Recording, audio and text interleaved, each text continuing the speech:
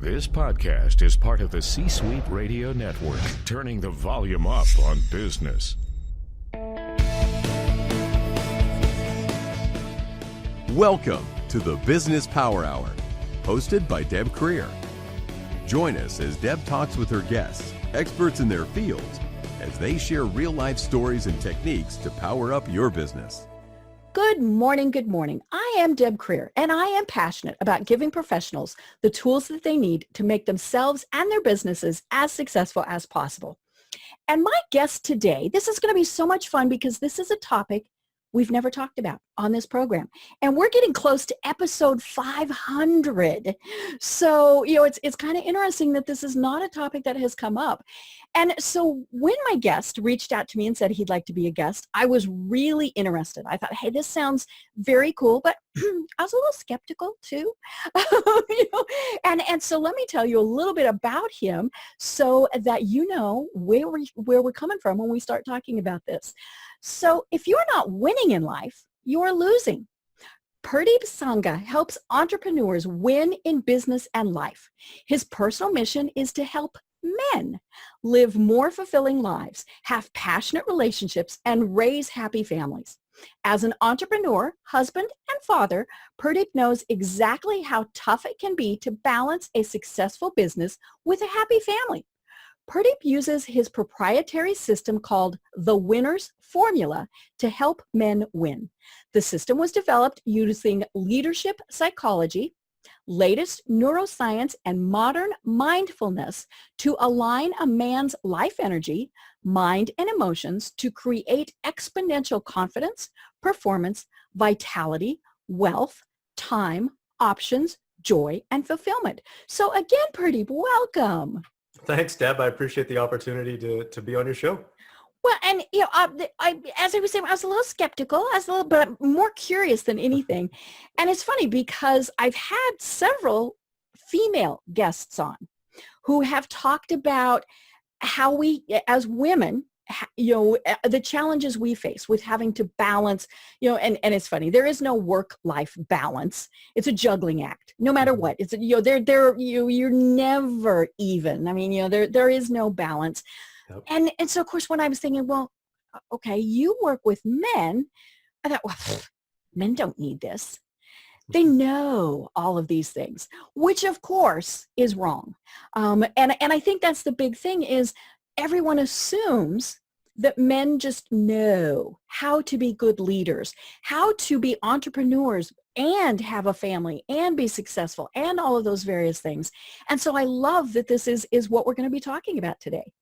Yeah, awesome. And you're absolutely right. Men, it's assumed that we're tough, that we know how to do things naturally, but it's not our natural tendency because we are taught to do one thing actually, and that's persevere. Actually really go at it until we can break through our challenges. But what ends up happening for a lot of men is that they end up burning a lot of time, energy, resources, and basically a good part of their life trying to figure out stuff that they don't need to waste all that energy on. They can actually do other things and look at other avenues to get that help. Right. And if you look at things like medical statistics, we see that a lot of men in that, either as an entrepreneur, small business owner, or, leadership in a big company, their stress levels tend to be very high. They tend to have a lot of health issues like heart attacks and things like that. And I think a big part of that is because they feel that they have to do it themselves. As you said, they have to persevere. They have to, put all those sports metaphors in there that you can, and they don't realize that they really can be reaching out for help. It's not going to make them lesser. It's not going to, diminish them in any way. And so, but what really made me curious at the start was what did you decide, why is this your passion in life? Why did you decide to do this? Oh, wow. Where do I start? So I can give you a little bit of background about myself. So I am a son of an immigrant family. My parents came here from India in the early 70s, and eventually my dad became an entrepreneur. And I saw my dad, I would say, one of those guys that I really admire, but he also struggled. And he struggled because he just knew how to work hard. That's how he built his business. Right. And so he spent his entire life, he had a good life. Most people would say he had, the money, he traveled, he had a great family. But inside I knew something wasn't right for him. He wasn't completely fulfilled. He was struggling in certain aspects. He also suffered from alcoholism. So that's one of the things. And I lost my father last year. He passed away from a heart attack working, which drove me to another level. But I saw the challenges as a child, what a man goes through as an entrepreneur trying to juggle a family. He was always present. He always had the teachings that he gave us. So I'm so appreciative of that, because a lot of men today don't have the time to spend with their families like my own father did. So that's one of the things. The other thing that really triggered me was when I broke up with my childhood sweetheart.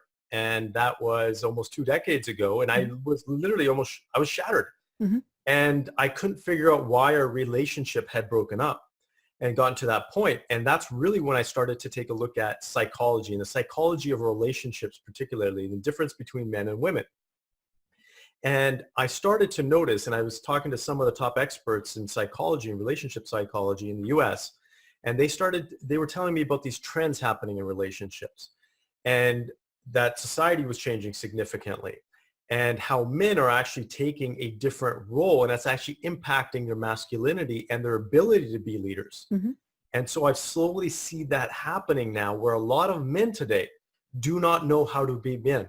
And what ends up happening is sometimes they overcompensate, and we see behaviors that we don't want to see in a lot of people in leadership, or they suffer, and they suffer in silence. And then their relationship with their spouse suffers, and then they're not able to really be themselves and raise the children to the level that they want to. They can't be that father that they want to and teach their kids that the principles that they want to, because they're unsure. And so a lot of this kind of fell together for me, because I just fell into it, you could say. I was a corporate executive that literally I just walked into work one day and I quit because I was absolutely miserable. I had, you could say on paper, the amazing life. I had a great income. I had a beautiful wife, a young child at the time. I had the status. I was known as a go-getter in my industry. And my goal was to be a CEO of a major corporation. But inside, I was just not happy. And I was living a life that I thought I wanted, but it really turned out to be the life that everybody else, or I thought everybody else wanted for me. And so when I broke free of that, that's really when I had true freedom. And I experienced life to a completely different level.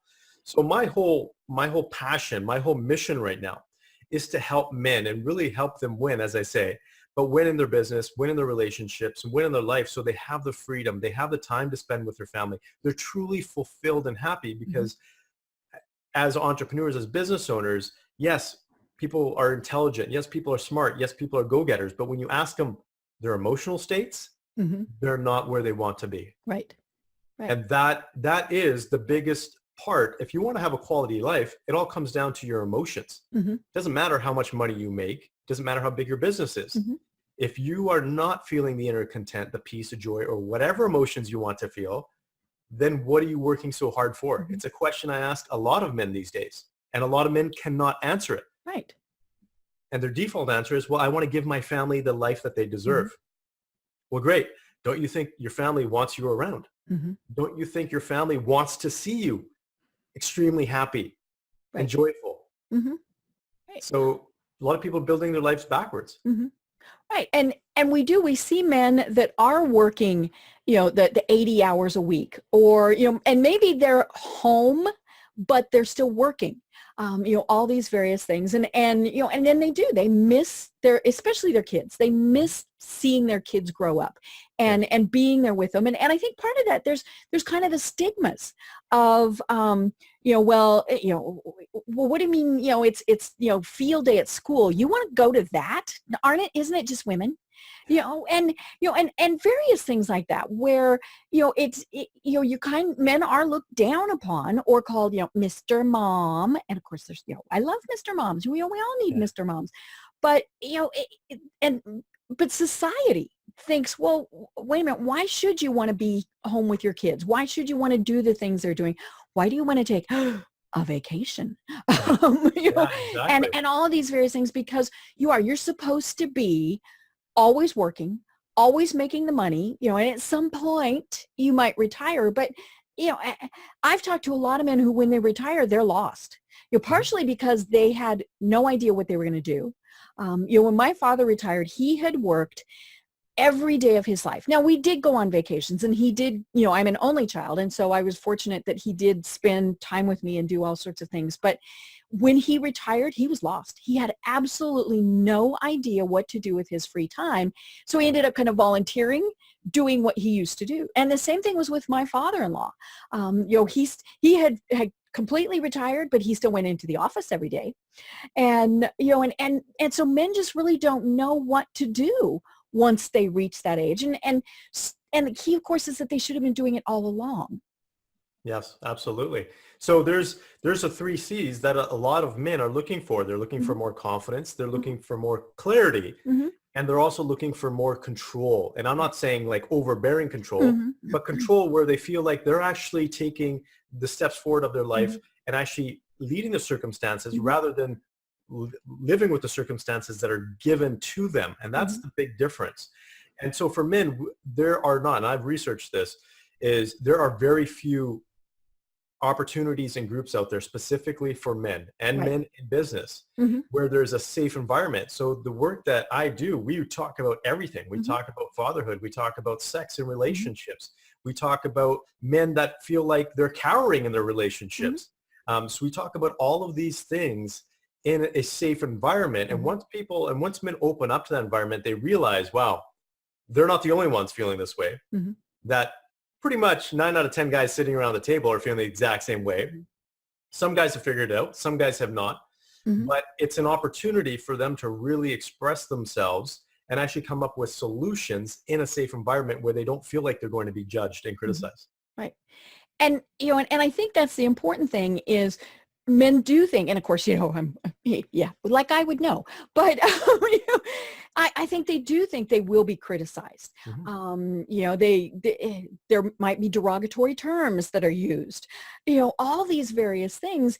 Even if they just say, hey, I want to spend more time with my kids, with my wife, I want to go fishing on the weekends and not have my phone with me and not take my laptop. And so I love that you work with men where they know, okay, I can say those things and it's okay. Yeah, because I've gone through a lot of that stuff myself.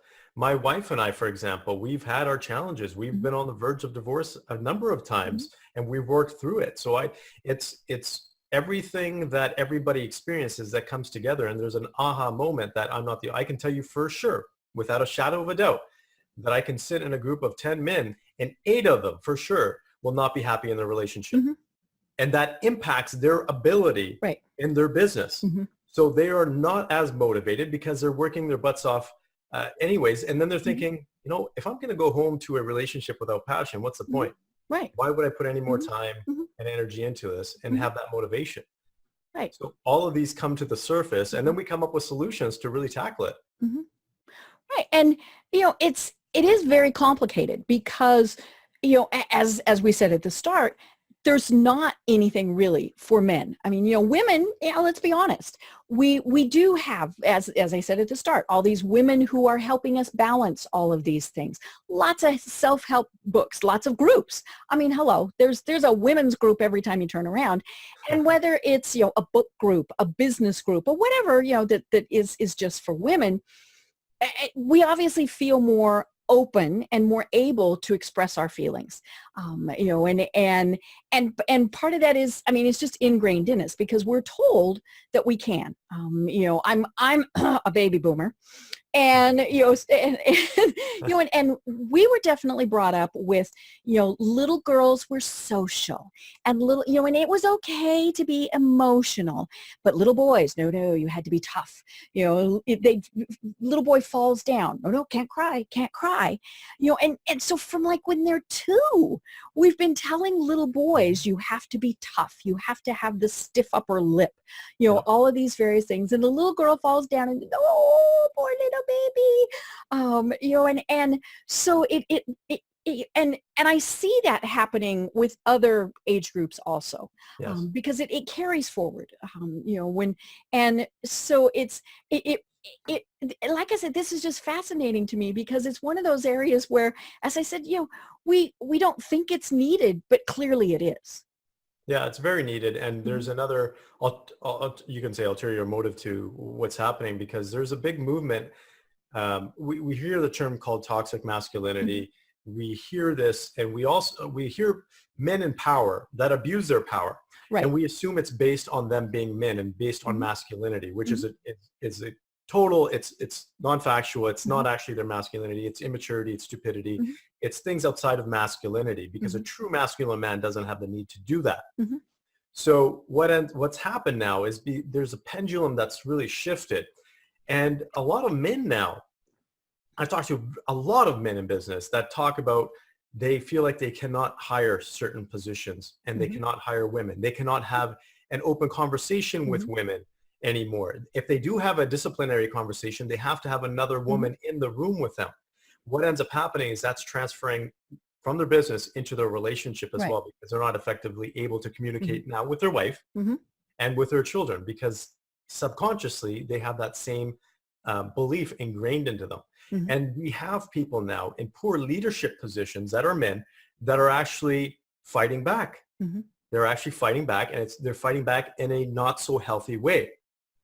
And it's actually, it's not very mindful at all. So the whole purpose of the male entrepreneur and the movement that we're creating here is really about helping men, but in a mindful way, is because there are men, and I know that, and we've seen it. We've seen people in power now abuse their power, and they will continue to do that until we, as the mindful men, really step up and say, that's not appropriate. We want to rebalance things. Yes, masculinity is important. Toxic masculinity, that's something we should get rid of. But we want to have this conversation, because what's happening now overall, and the news talks about this, and we talk about the Me Too movement, and what we have is a clash. Now we have a clash that's getting bigger and bigger between men and women. And that's not healthy for anybody. Because everybody is equal. Everybody there's equality and equity. And I understand where women are coming from when it comes to being suppressed for so many generations and years and decades. And the challenges that are going there. But now men are actually taking it, basically going to the other extreme, where like, we don't know how to be men anymore. And so that's the whole purpose. Yeah. And I mean, it's great that the whole Me Too movement, whatever we want to call it, really is getting attention. But as you said, then what happens is it goes to the extreme. Just recently there was a politician here in the States. I don't know if you heard this, where he said that there was a female reporter that came to him and wanted to do a life in the day of, and she was doing this with all of the candidates. And it's a gubernatorial candidate, if I remember right. And he said, no, not if it was just her and I.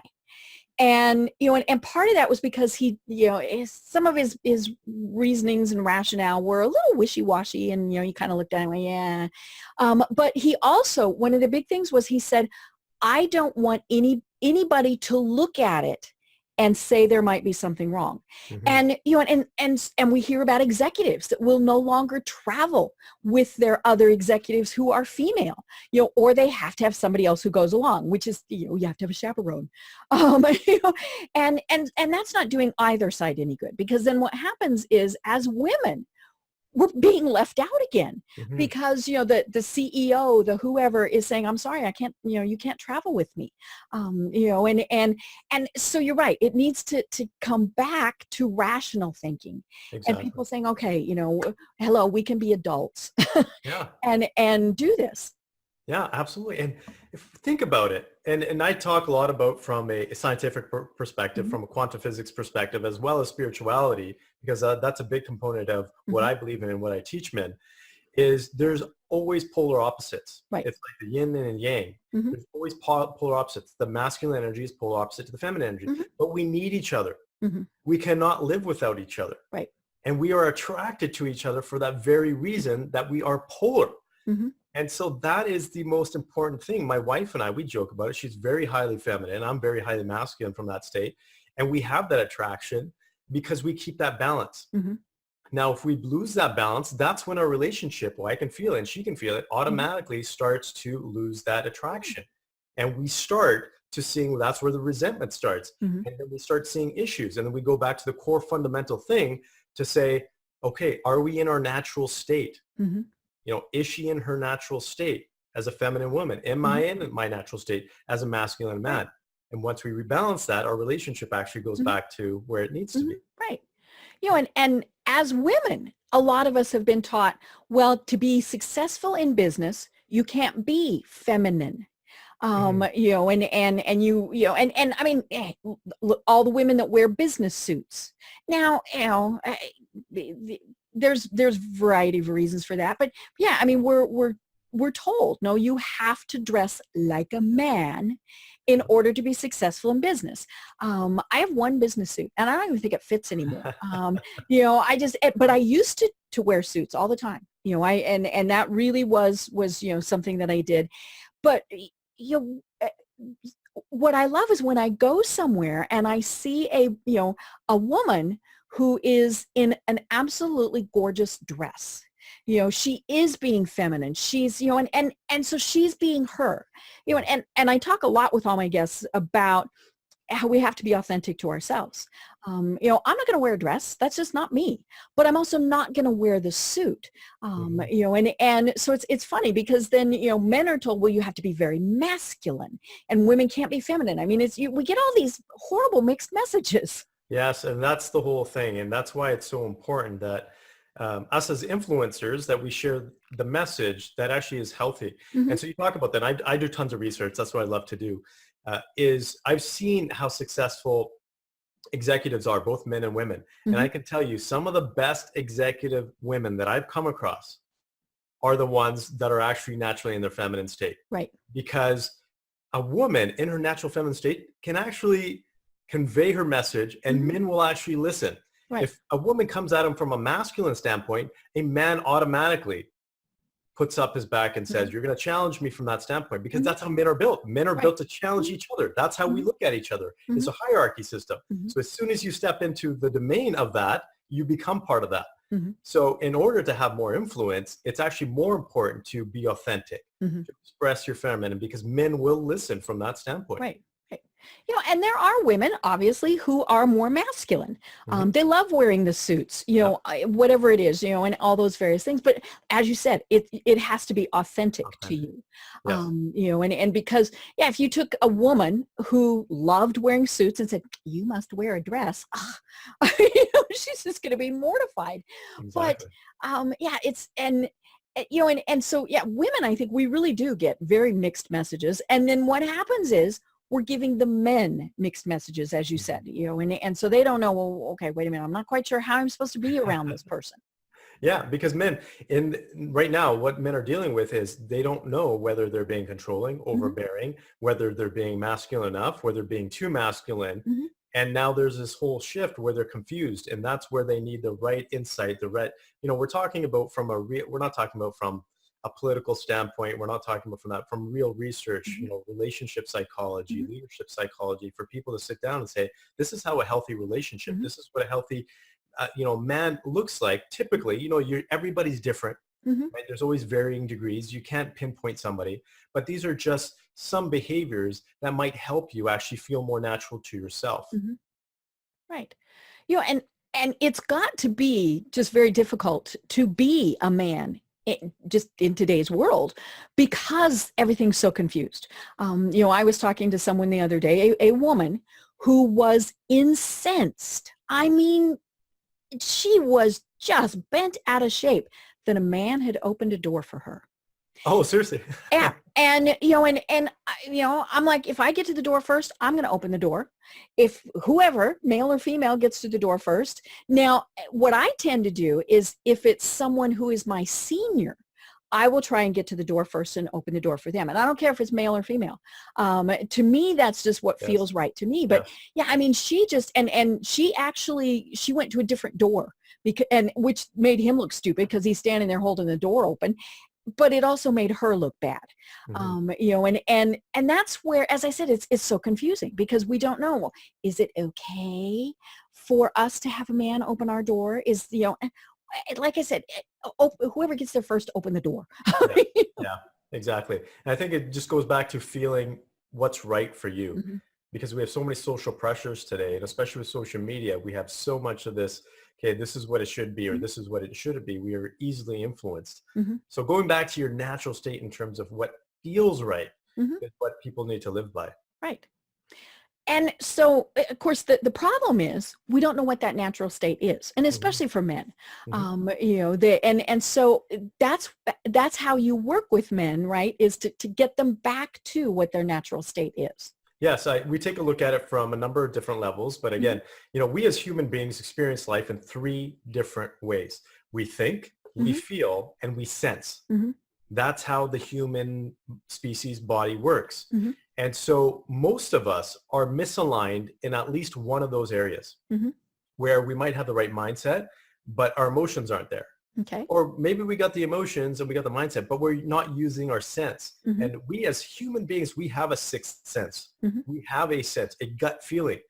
Traditionally, because mindfulness is a component of what I teach, is thousands of years ago, people their 6th sense was incredible. That's where we talk about spirituality. That's where it originated, meditation, all that kind of stuff. People were practicing that a lot more. And so today's society, because everybody is so go, go, go, we have high anxiety, high stress, technology isn't helping whatsoever, is we're losing that 6th sense now. And so it's bringing all of that back, because once a human being, so man or woman, aligns with their thought, their emotions, and their sense, which is their energy, you create exponential impact. You get into that state where you are like, I can take on anything. Hey, look, I'm connecting with people better. My wife is just feeling me without me even having to say anything. My kids are completely, they're attracted to me. They're coming to me like, ooh, they're not scared of me anymore, or whatever it is. That's how it changes. And when it goes from a state of, well, this seems tough, this seems hard, to a state of, wow, this is easy. Bring on another challenge. Let's see what else I can take on. That's what it's really about. It's what I call your inner force. And I can relate it. I comically relate it to watching Star Wars, the Jedi Force, the force is within you, or the Karate Kid, for example. Those are all based on the whole focus that everything that you do successfully comes from within. And when you align yourself from within, everything else falls into place, because most people operate from external to internal. They focus on business strategies. I got to hire this person. I got to do this marketing strategy. I got to do this. Where they need to start is their internal state. Because when they actually start focusing on themselves, that's when actually it's from a universe perspective as well. Things start to change. Things start to shift. And then whatever is on the external actually becomes a lot easier. And I can tell you from experience, and this over and over again, from research I can show you this, that the moment that a person changes internally, they are happier, they have more inner peace, they have more content, they get better business results, they have a more passionate relationship. You don't need to change your spouse to have a better relationship. If you change yourself first, your spouse will respond. And maybe you're not with the right person, maybe they don't respond to the level that you want them to, but that's where it starts. And business results are the exact same thing. And that's why when I work with men, specifically work with them on the level 1 stage, which is getting them to the level where they think, where they act, and where they feel like the man and entrepreneur that they want to be. Then we layer on the business strategies and tactics and say, okay, now you can work on the external stuff. Right. And it is, especially for men who want to be leaders, this is where it gets so challenging. And I was reading your blogs and things like that, and you talk about being the alpha. And we all know alpha male, all those various things. And it was interesting. We were talking off the air. One of the things that struck me was, you have the alpha male, but then it goes too far and you have the bully. And we also have alpha females, right? There are women who are leaders, obviously, all these various things.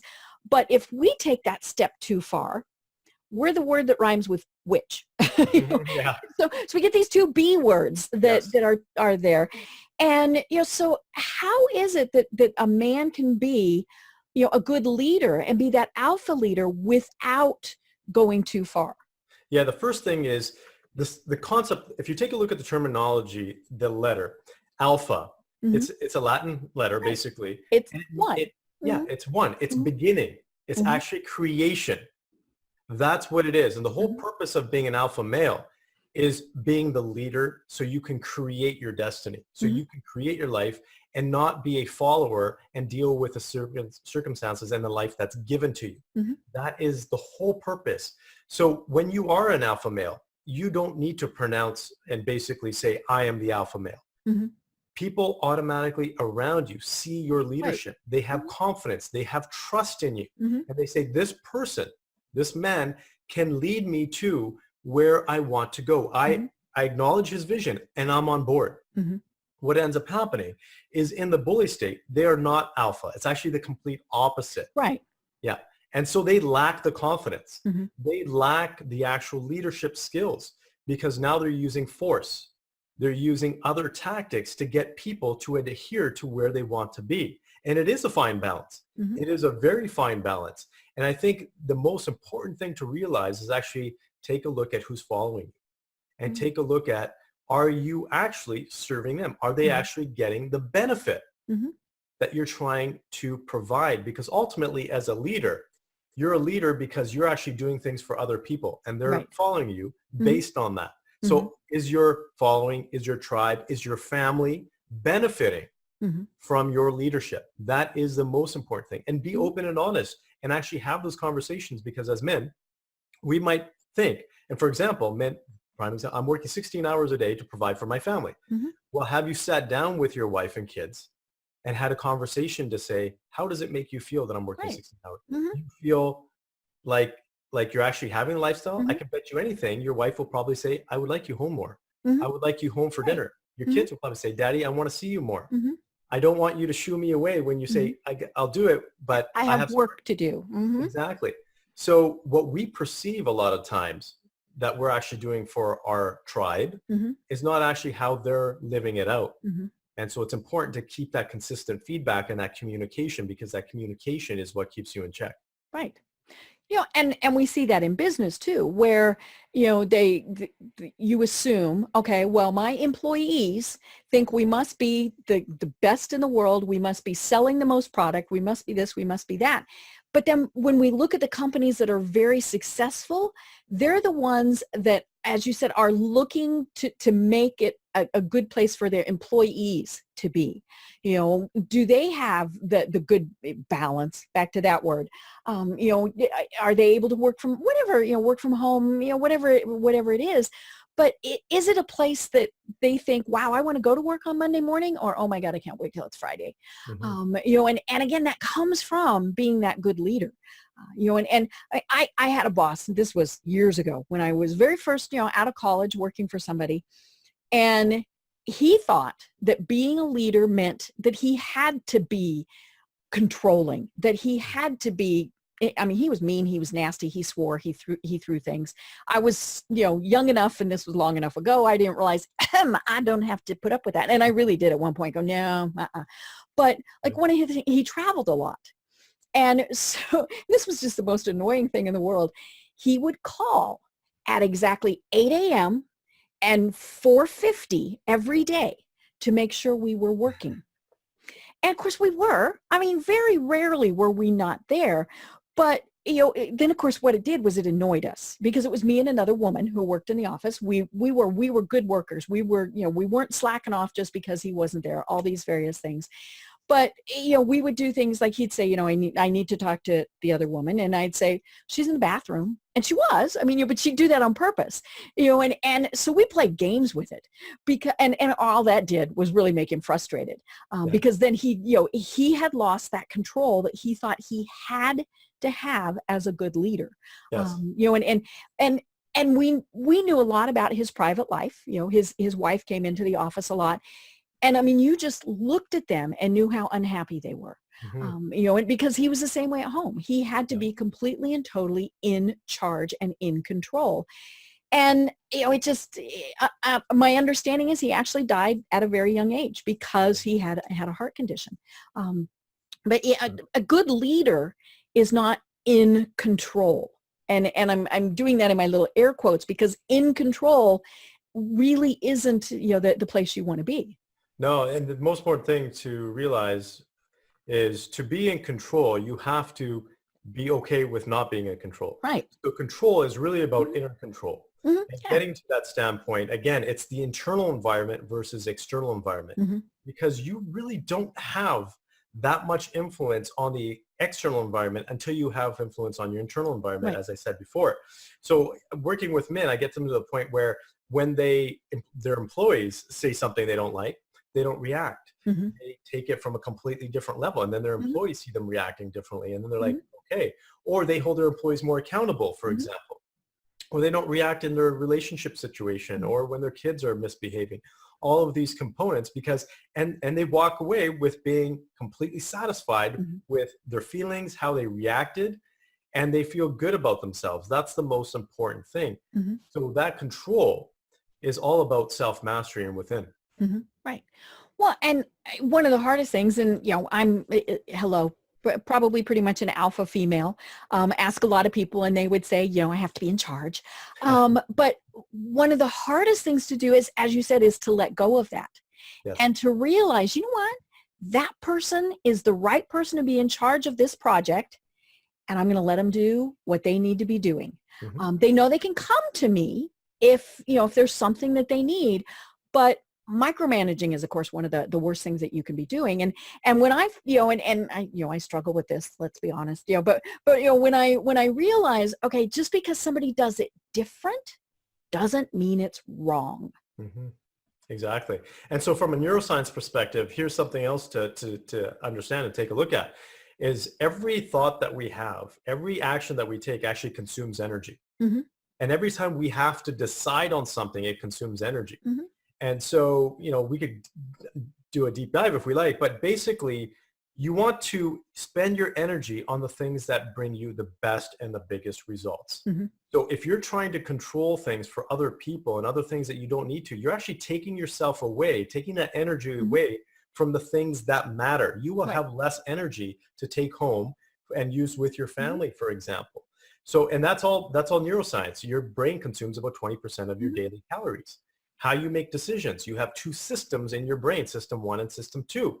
And what ends up happening is if you consume too many calories and you waste them on things that you don't need to, well, then your system 2 thinking brain doesn't kick in and you're making bad decisions. Mm-hmm. You're making decisions based on system 1, which is more, it's your subconscious. It's your primitive brain. Mm-hmm. It's things that that's why I tell men and I'll tell women, do not, when you come home in the evening, don't make any major decisions, because you're not at that energy level. And Mm-hmm. I've experienced this myself, and your brain, you might think that you're thinking logically, Mm-hmm. but your brain will not actually access. Right. It's kind of hit its peak for the day. Yes. Your brain will not hit the important Mm-hmm. parts of your brain to pull in that information Mm-hmm. to make that decision. So what might seem right at that time, you might wake up in the morning and say, what the heck did I do? Yeah. Wait a minute. Exactly. So these are all important things to take into consideration, because people say, and you'll hear experts out there say, you have to use your time wisely. Time is your most valuable asset. It's not. Mm-hmm. Energy is your most valuable asset, Mm-hmm. because you can have all the time in the world. And how many times have we experienced this where we're sitting with our family, but we're low energy and we're Right. not able to contribute to that family Mm-hmm. situation, that experience as much as we want. Or you're not able to get as much, you have an hour of work to do and you have that hour allocated, but you just don't have the energy to execute on it effectively. So it all comes down to energy, because when you elevate your energy, that's when everything else becomes that much easier and you actually get more results. Right. Well, and one of the things that I saw when I was reading through your information is, men absolutely have to be taking care of their own health. And it's funny because I talk to my friends and they will say, oh, my husband never goes to the doctor. He never has an annual physical. He never exercises, never does all of those things. And I'm actually pretty fortunate. My husband is very good at taking care of himself. But one of the things is time. They will say, I don't have time to exercise. I don't have time. I can't take off during the day and go to the doctor, so I can't have an annual physical. But if you're not taking care of, it's the old cliche. If you're not taking care of yourself, who will? Mm-hmm. And so I love that you talk to men and say, hey, You have to be doing this. Clearly, just looking at you, we can tell you work out. Now, for some guys, I mean, they're not going to work out. I mean, that's just not what they're going to do. But they need to find something that, maybe it's just they go for a 20-minute walk every day, or they watch what they eat. Hello. We all need to do that, right? Yep. All these various things. But yeah, men tend to let their own health go beside, it takes the lowest priority out of everything. Until something happens. Right. And then they will. So, there's a 4 Ps that I work on, and it's really your purpose leads to your passion, which leads to your priorities, which leads to your progress. And so understanding, so if your purpose is to be on this earth for as long as you can, then you need to make that a priority. You better take care of yourself. Exactly. So it's just changing habits. And I think, again, that comes into the psychology of things, because one of the biggest things, it starts with beliefs, is the belief that I don't have enough time. Well, I can squash that within 10 minutes of having a conversation with a man. We can figure that out in no time. Right. And then it's setting the habits that's a little bit more difficult. But setting those habits actually has a system and a structure too. And that's where most people don't know how to do, or how to create new habits. And if we can, and I show them the easy steps that a person can actually change their life just by changing simple habits. And when they start doing that, and here's what it comes down to. There's Harvard research, and I know people have talked about this a lot, that shows that when you set goals, you are more likely to attain them. You're actually 3 times more likely to attain them. Well, that's not the whole study, because 47% of those people that even set goals, 6 months later, they dropped off. Right. They have to be realistic goals. Exactly. And all it comes down to, it's not even the goal setting, it's the habits that they created as a result of the goal setting, the daily habits. So by creating those daily habits, you are way more likely to achieve your business goals, your health goals, your family goals, whatever they are. Most people don't know how to change their habits. That's a challenge. Right. Right. And we all have, things that we need to change, and then, but we think, and so it's not, let's change it all at once. It's okay. Let's find little things, win with that, and then, keep going. And I think that's probably, one of the things, we all laugh about is, people make these New Year's resolutions and they never succeed, because it's, you think, oh, I'm going to lose 100 pounds. And that's it. That's the only thing, and again, you're not, it's maybe it's not achievable. I mean, it might be good for you to lose 100 pounds, but you don't stop and have the other thing. Okay, well, that means that I'm going to exercise. I'm going to eat better. I'm going to do all of those other things that go with it. But yeah, we set those unattainable goals. And then, when it doesn't work, well, fine, just not, I'm never going to work out again. Didn't work. I didn't lose 100 pounds. So Exactly. And so there's a step, but I think the biggest step, that the reason why people don't do that is because, so they talk about the behaviors that they need to do to actually get to a goal. Then they focus somewhat on the behaviors that they shouldn't do. That's actually detracting them from the goal, but that's just as important. But here's a third component that's even more important, is what they call the recovery component. What happens when you fall off the wagon, when you don't do the activities that you're supposed to, or you end up doing the activities that you're not supposed to do? You have to have a plan for that, whether that's social accountability, peer accountability, whatever plan you put in place, but always realize you will fall off the horse. We're not perfect. Exactly. So what is the plan to get back onto the horse? Who's going to hold you accountable? How fast are you going to get onto the horse? That's even more important. That's what stops people from creating habits. Right. Yeah. We fall off, and it's like, okay, I ate that half gallon of ice cream, so I just can't diet. Yeah. I'm a screw up, right? Right.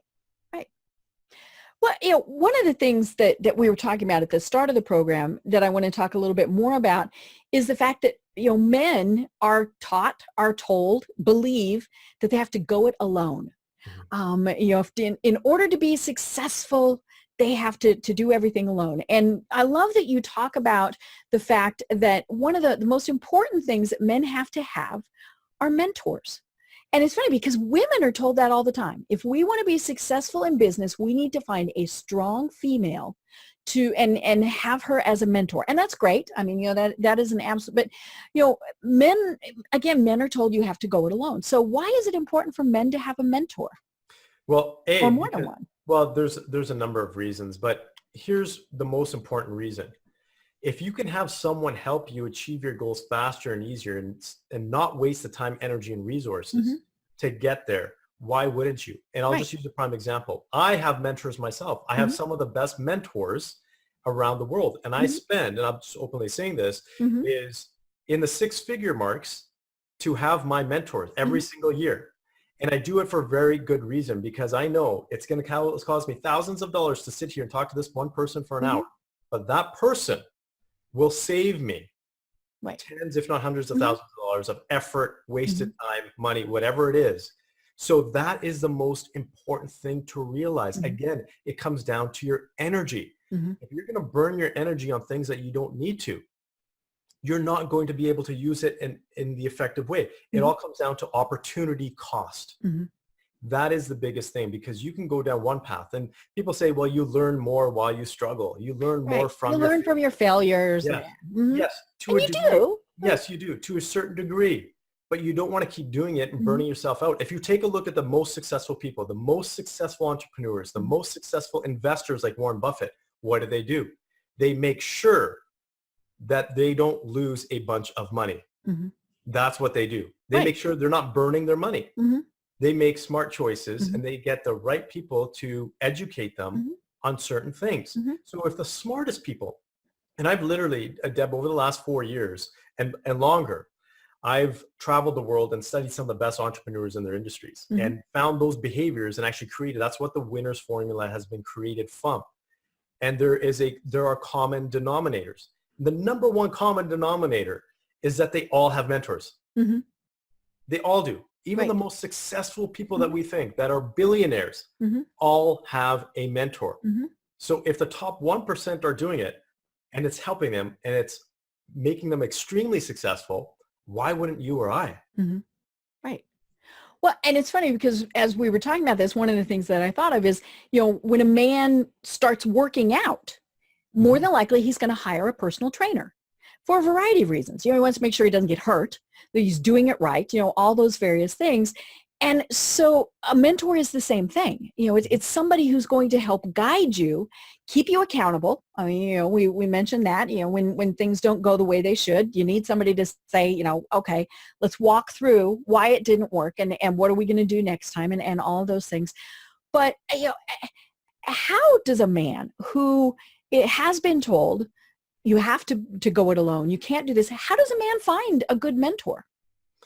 Wow. Yeah, that's a really interesting question, because there are some out there and there's good ones, there's great ones, there's exceptional ones, and then there's not so great ones. Right. There's ones that are going to lead you the wrong way. Yeah. So the first important thing to do is realize what you're looking for. And are you looking to strictly make more money in your business, for example? Then you want a specific type of mentor for that. Do you need marketing help or marketing skills, for example? Do you want to just be happier? So really sit down, and I want to say this, and I want to say this very directly. Don't get fooled by the success trap success equals money trap, because that's where most men default. Right. Success equals the dollars I'm making. That's not success. And you will learn that when you hit a certain time period and you say, I spent my entire life trying to chase money. And even men that have money, and I work with 7, 8 figure entrepreneurs that have a ton of money and they make tons and tons of money every single year, but they're not happy. And they wish they would have backtracked a little bit, spent more time with their family or built more confidence in other areas. Right. So don't fall into that trap. Be very clear. What I say to people is, put all the noise aside. If you were in a room with nobody's influence, not social media, not your mother, not your father, not your wife, not your kids, not your best friend, not your neighbor, just yourself, what do you want from your life? And more importantly, I asked them, what kind of emotions do you want to feel? Because this is something that many men don't talk about. Right. It all comes down to emotions. We could talk about the studies, and it might be a good topic to discuss here, is the quality of emotions determines your life, and quality of emotions determines your success in your relationship and in your business. But sit down and think, do you want to live a more joyful life? Do you want to have more laughter? Do you want to have more peace? Because I get entrepreneurs say, I want to make $100 million a year. Great.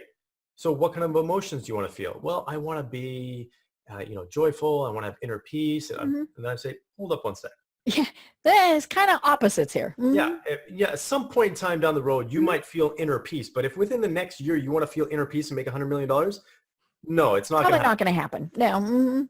So be realistic. So sit down and figure out what you want, and then actually work backwards and say, what kind of lifestyle will support those emotions? And then what kind of business or occupation or career or whatever it is will support that? And that's when you sit down and you say, okay, when you have the bigger picture, you say, what kind of coach do I need? Do I need strictly a business coach? Do I need a life coach? Do I need a little bit of both? Because that's my area of expertise is I do business coaching and what I call life mastery. So it's business and life mastery coaching. So take a look at that. Find out exactly what you're looking for. And then you can actually go on. It's actually very easy to go online and actually find someone. You probably see social media profiles out there. There's some very good ones. You can reach out to me and I can direct you to the right people. If you're looking for a marketing coach, I can direct you, a sales coach. I can direct you in different ways. But the most important thing is to realize what you want out of life without anybody else's influence. And then you also have to be a mentor for other people. And I think that's one of the things that people, men and women forget is, if we've been somewhat successful in our business, we probably have something that we can share with someone else. And so it's great to do that. Now it was funny. The other thing I wanted to talk about that you have on you wrote a blog post about it is men also need sidekicks. And I just thought this was funny because you talk about Beavis and Butthead and, the Lone Ranger and Tonto and all those, but it comes back to, as we said, men are told they have to go it alone. So why is it important to kind of have that sidekick type of person? Because everybody has more joy. And this has been shown, again, by research, when you actually share your accomplishments with someone. And so having a sidekick is great. And also, you can't do everything alone. You cannot be the go-getter alone. If you are, you're actually fooling yourself. Because I've been there. I've done that myself. Is you need to figure out exactly what you're good at and what you want to do in life. And then figure out what sidekicks can help you with those other areas. Because they will be way more effective. They will be way more efficient. You will actually be way more successful as a result of that. I think that's the most important thing to realize. And I just got off the phone with an entrepreneur today when he was talking about, he still goes out and does quotes for his business. I said, why are you doing that? And he's working 16 hours a day. Well, I don't have anybody good to do that. I don't trust anyone else to do it. Exactly. So their excuses, their beliefs. So when you break that down, I can tell you, when you get to that point where you have sidekicks, you will have more sidekicks. Because you will actually want to give more stuff to them. And it's another level too, because as a man and even as a woman, it's important to have a purpose. It's important to have a higher purpose than just living day in and day out, because it will be that much more meaningful. You will be that much more motivated. Well, one of those purposes, as you mentioned, is mentoring someone else. And when you have sidekicks, when you can mentor other people, when you can help change their lives, it's that much more meaningful. So mentoring somebody from a sidekick perspective is great as well. Well, and I'm assuming sidekicks can be the opposite sex. Yes, absolutely. Yeah. And who knows, if you're single, it might even be fun, but yeah, exactly. So it doesn't have to be a man specifically. So yeah, go out there and just actually, and delegation, I'm sure you've talked about this, Deb. Delegation is very important. So that's important to have a sidekick. Right. And of course, the thing with a sidekick is, in many cases, it's somebody to bounce things off of. Yes. So it's different than a mentor, because the mentor is kind of the leader, or the person who's guiding. And a sidekick is more, I would say, a peer. A type of relationship. And so, you can bounce things off of people and say, what do you think if we do this or do that? And for many people, their sidekick is their spouse. Yes. And I love it when, it's their child. When I start seeing those relationships develop, I think those are so cool. We all, male or female, have to get away from this thought that the only way we can be successful is to do it alone. And that's having a mentor, that's having sidekicks, that's delegating, that's all of those various things. Because when we're happier, everybody else around us is going to be happier too. Exactly. And the most important thing, I want to stress that because you nailed it. You will be more successful. That is what the most successful people do, is they have sidekicks, they have mentors. So it's not even, they're at the completely opposite spectrum. So if you, and here's the biggest thing, if you want to follow success, then you pick up on what other successful people are doing. You can just easily copy it. You know what? Why try to create it yourself? Copy it. And so that's what it is. It's simply, find a mentor. You can have sidekicks. There's a number of other things as well, but those are two top things. Right. Well, oh my gosh, we have just a couple of minutes left, and this is fascinating. Definitely have to have you on again because I think this has been so much fun discussing this. But in the time we've got left, tell us a little bit more about what you and your organization does. Yeah, absolutely. So what we specifically do is we give, obviously, men the skills, knowledge, and the tools through our training and coaching and mentoring programs to help them get to the level where they want to be. And so that's done through, I personally do one-on-one coaching. We do live events, and we also have online group coaching, and then there's the live component to that as well. That's really our model in terms of how we deliver it. And we also, the biggest thing there is the peer networking, is to be able to sit with like-minded people that are in similar positions where you can bounce off of them. We've had people build long-term relationships from this and actually create what we call a mastermind. They're a group of men that really bounce each other off. Having an advisory board that you have to really bounce your ideas off of, and actually what we're gonna say, open up the kimono, because a lot of us don't like to talk about our finances, for example. Right. But that's one of the biggest challenges, if not the biggest challenge that most businesses face. And that's where, when you have someone sitting there and say, show me your finances, let's figure out how you can make more profit even without having to grow by one other customer. You can do it. I've seen people do that. And people have walked away and said, wow. So that's kind of the environment that we have. It's a very safe environment. People talk about all kinds of issues that they have, from business to relationship to, I'm going to say, some stuff that they don't want to share in public, but it's for men to really just be themselves. And they come out it's about transformation, really, ultimately, at the end of the day, is they come out being the man that they want to be and feeling completely confident. Even if they didn't make another dollar, they're that much happier because they feel more alive themselves. Right. Yeah. And we as people, we need to have kind of a mix of all of these. Women need their all women groups. We also need to have mastermind groups with men, and all of these things. But, again, what ends up being lacking are the male type of groups where, it's just guys talking. And I'll be honest, ladies, we should not feel threatened by that.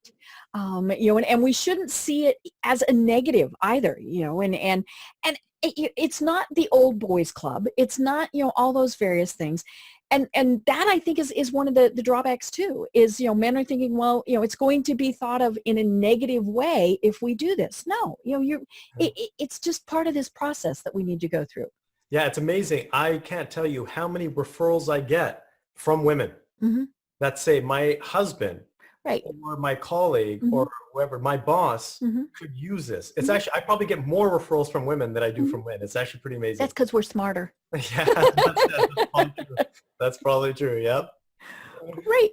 Well, how do people find you and connect with you online? And the nice thing is you can do, obviously you work virtually. So it doesn't matter that you're in Canada, which is where you are, but how do people find and connect with you online? Yeah, it's very simple. So I have the website that you can go to, themalelentrepreneur.com.